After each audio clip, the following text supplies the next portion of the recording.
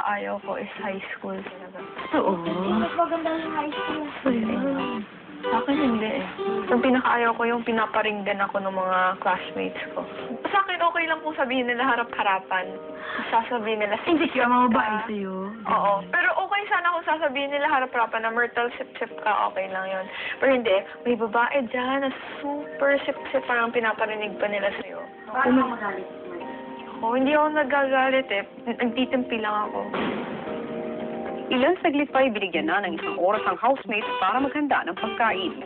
At nanguna sa pagluto sina Kit, Ryan at Roy. Para sa'yo, sino ang top 3 na pinakamasisipag ng mga kasama mo dyan sa loob ng aking bahay? Po si Ryan.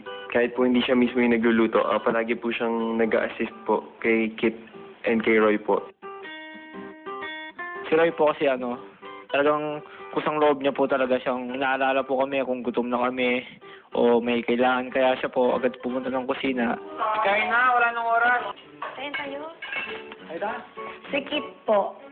Kasi po, every morning, para po sila yung naka-assign sa pagluluto. Sa sobrang abala sa paghanda ng pagkain,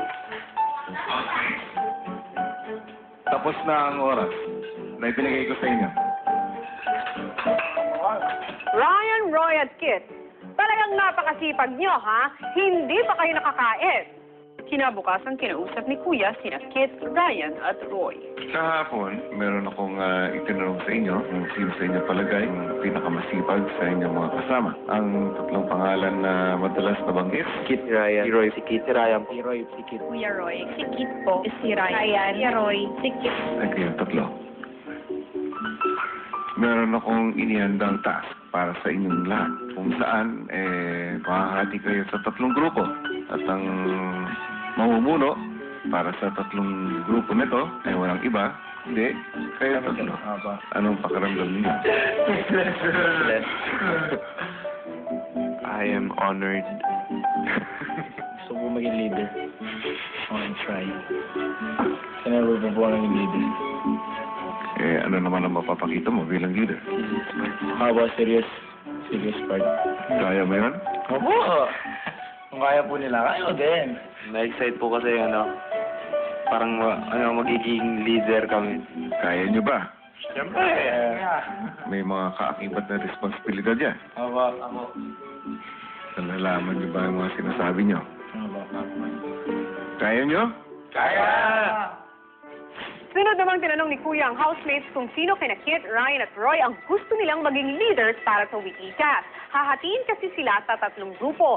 Napaka-importante itong pagpili ng leaders dahil ang pagkatalo ng grupo ay maaaring magresulta sa automatic nomination. Maya-maya ay pinahayag na ng housemates ang napili nilang leaders. Pinipili ko. Pero mare. Oy. Ano yan, scorecard? DCR. Ano yun? Parang pag pang time in, time out. Kahit po nag-uutos po siya, siya po mismo kumikilos din po. Ray, pinili kita kasi hindi lang siya basta gentleman. Sobrang madiskarte siya kahit makulit siya sa loob ng bahay ni Kuya. How shocking.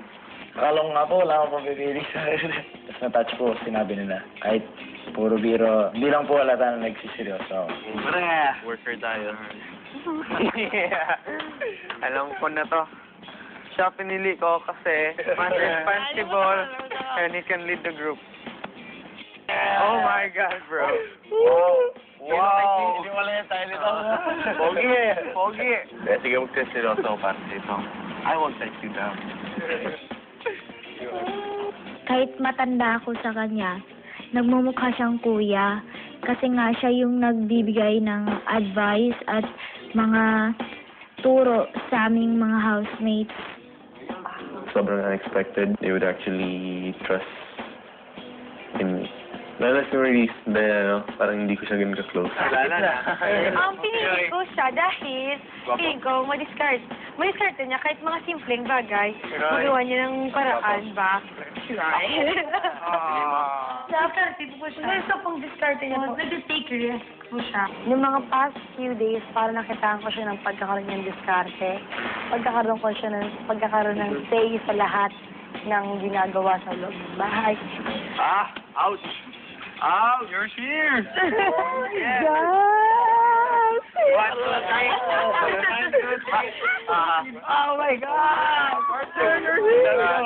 Kasama ko na din po si Kuya Roy sa isang task. Kaya po, malaki po yung tiwala ko sa kanya. Nung taong bato, parang alam niya yung gagawin niya nun. Basta magaling siya. Dito na. Joe! Tulog na ako. Wait lang. Natay na. Just Ives, ikaw na. Naging good follower siya, kaya alam ko magiging good leader din.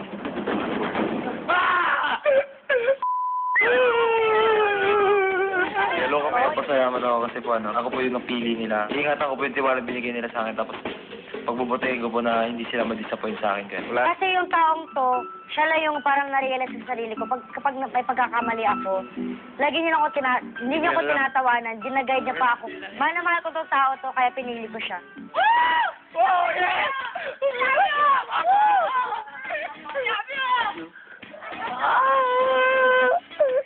Yung taong napili ko is a person na palagi kaming nilulutuan ng pagkain. And nakaka-inspire siya ng ibang tao na mag-iinit sa bahay. Kaya ang napili ko... Thank you. siya! Talaga, alam ko na talaga yung mga taong mahal talaga ako. Dito. Alam ko yung mga taong mahal talaga ako. Matapos ang pilian, usap-usapan pa rin ang naging desisyon ng housemate. Pag pinili ko kasi si Kit, lagi mag-aaway noon. Oo. Ako pinili ko si Ryan kasi kahit ganun si Ryan, mag-stop yun. Oo. Lahat naman sila kasi may talaga. Yung inuuno lagi ni Ryan yung laro. Si Karen may napansin. May napapalayo sa simang girls. May napapalayo sa atin. Lala ko na yun. Ano lang, parang napapansin ko. Hindi, maging mabait na ako. Chance ko yun. Hindi na ako mangingis ko ng kapwa. Ano naman sa akin? Balanse kung wala siya sa akin. Balanse nga yung buhay ko, wala siya. Ilang saglit lang, ipinaalam na ni Kuya sa housemates ang kanilang magiging weekly task. Ang inyong weekly task ngayon ay tinatawag na patibahayan. Ang bawat grupo ay kailangan gumawa ng isang bahay gamit ang mga materyales na pawid, kahoy at brick. Sa pagtatapos ng linggo, dadaan ang mga bahay na inyong ginawa sa iba't ibang pagsubok na aking iyahanda kapag manatiling matibay at nakatayo ang tatlong bahay na inyong ginawa, magtatagumpay kayo sa inyong weekly task.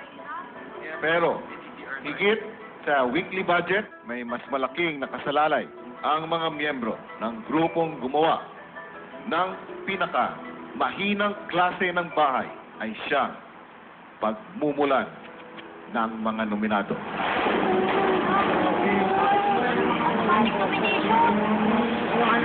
Para sa inyong weekly task, nag-imbita ako ng isang engineer na maaaring magturo o tumulong at sumagot ng inyong mga katanungan.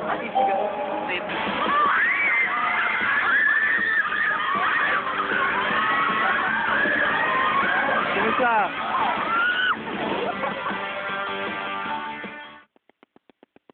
Tigilan mo na si Cheryl. Hindi mo